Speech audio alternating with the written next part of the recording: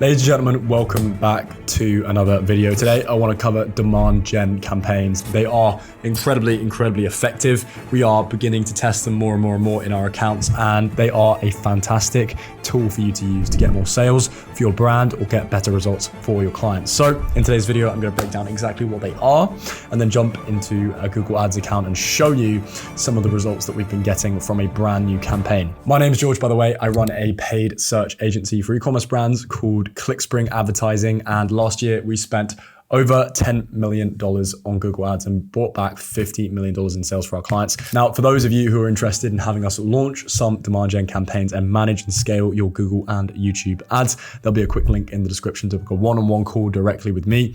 However, if you want to get everything for free, that's fine. Just subscribe because I'm going to be giving away on the channel everything that we know. And yeah, let's jump straight into the video. Now, what are demand gen campaigns? So demand gen campaigns are very new. They were launched towards the end of 2023. I mean, they've been in beta since, I believe, Q2 of 2023, but they were officially rolled out in Q4. And as of, I believe, this month, they have completely replaced discovery campaigns. And they are kind of the new top of funnel campaign for Google. Google has launched demand gen to compete with giants like Facebook and TikTok when it comes to generating demand and getting people to know about your products and about your services. Okay, so this is a big deal, because if Google can actually really crack this and make demand gen campaigns great, well, then advertisers don't need to spend as much money with Facebook and TikTok. They can pretty much advertise the entire funnel all on Google. And we already believe this. We believe Google is a fantastic full funnel advertising platform. You can use YouTube and of course demand gen for top of funnel, nurture customers in the middle of funnel with search, shopping campaigns and PMAX, and retain them and remarket to them. And then also, as I say, retain them with branded campaigns as loyal repeat customers. So diving into demand gen itself, this is all research that I've done from official Google blogs and websites. So this is all 100% verified. But as I said, the idea here is to expand your impact. And we're really advertising across Google's visual channels here. So you're thinking YouTube, you're thinking, obviously YouTube Shorts as well, which is another massive unique selling point of demand gen. It's going to be pushing a lot on Shorts, which of course is something that, again, you can't exclusively do yet, but this is just another avenue through which you can run your ads on the Shorts network. If you don't know, Shorts are, I'm sure you know by now, but the sort of YouTube version of TikTok.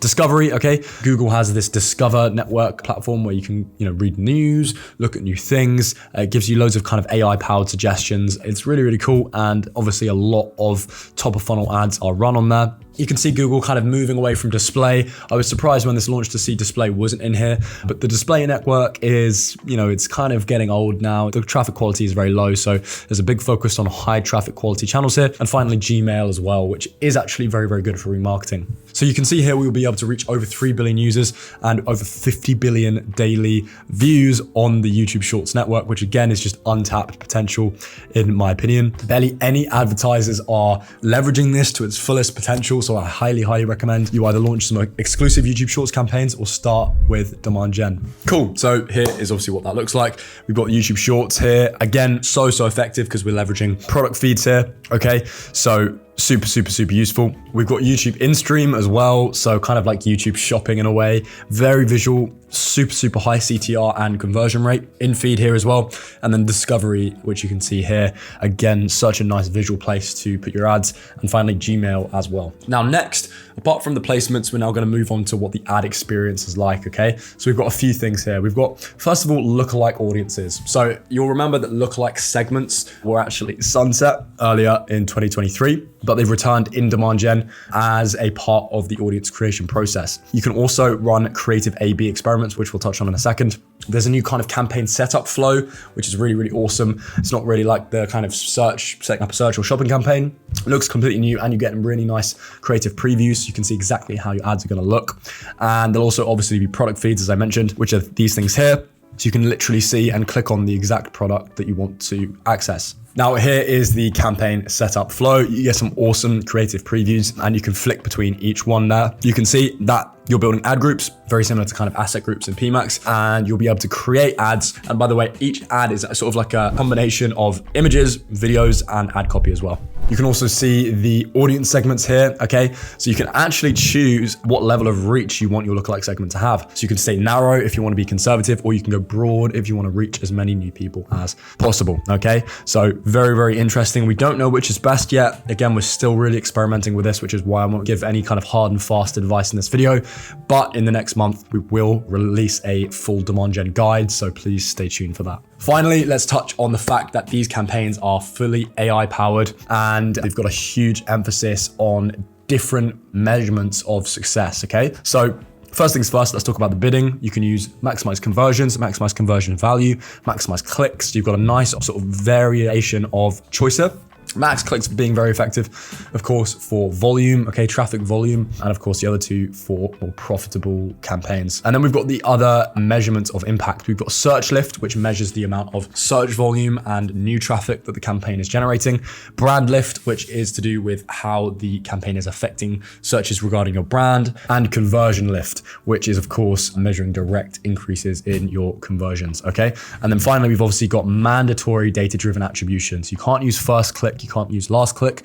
All attribution is going to be data driven because there's a lot going on here, all right? There's going to be view through conversions from YouTube, which have a longer time period. Okay, so if someone views your ad on YouTube, 30 days in the past and then they convert 30 days later, that's going to be counted as a conversion. And there's a few different attribution things here. It does seem to be a bit of an issue with demand gen, very, very greedy, and it likes to kind of gobble up a lot of brand conversions, a lot of PMAX sales, a lot of standard shopping sales, all into itself to try and prove that it's good campaign type. You must remember, Google Ads is a business itself, so it wants you to start believing and engaging and spending money on this new campaign type. So it's obviously in its best interest to overinflate its performance. That's why we highly recommend using a third-party attribution software like Triple Whale, not a sponsored video by the way, so you can get a more accurate picture of how well demand gen is actually performing. And finally, you have the option to create direct experiments, A/B tests between different visual creative like images and videos, and also ad copy as well, which is so cool because it's a lot more accurate than just trying to, split test it yourself where you just,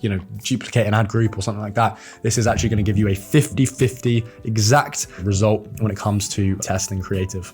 Cool, and just to give you an inside look into what these campaigns actually look like, here is a client of ours where we've recently just launched demand gen on $100 a day. It's only been running for a week, so full disclaimer, not a super high data campaign. We obviously have other clients where we're spending much more on demand gen, but I wanted to show you this because we've been able to actually grasp some really cool insights from this client, okay? So again, we've only spent, $700 in the last week, but we've pulled back over 1.5K in sales. So over a 2X, which is really, really good. And in my opinion, demand gen, it's not about the direct conversions that you're getting from the campaign. It's really about watching how the other campaigns react, seeing if there's an increase in performance in your performance max campaigns, in your search, shopping, whatever it is, because with demand gen comes a big increase in search volume, or theoretically should, because obviously you're showing your ads across such a wide array of areas. I mean, we've already gained nearly 100,000 impressions on these ads in just 1 week. So therefore, we should expect an increase in performance from our other campaigns. That is,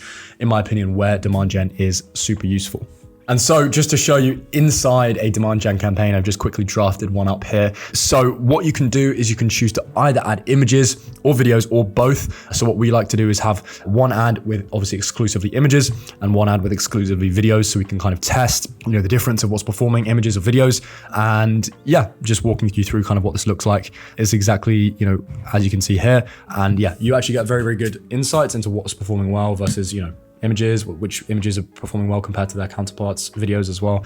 There's a lot of insights to be gained from these campaigns. Again, we're not going to give any hard and fast advice. We're still learning, we're still testing, but I just wanted to show you what the actual kind of campaign flow and setup looks like. And that is everything for this video. Thank you very, very much for watching. I wanted to just make a quick one on demand gen. Hopefully you learn a few things and potentially you're interested in trying it out for your own brand. Now, if you enjoyed this, please hit the like button, subscribe down below and leave me a comment what you thought. Any questions about demand gen, I will try my best to answer them for you. And yeah, also helps me let the algorithm know that I know what I'm talking about, and hopefully you'll see more valuable videos just like this one. If you are looking for help scaling your paid search, so your Google, YouTube or Bing ads, then there's a link in the description. That's what we do. We can help you do that and we'd love to as well. So please book a call with myself and I can kind of outline our process for you. Other than that, thank you for watching and I'll see you again soon. Bye.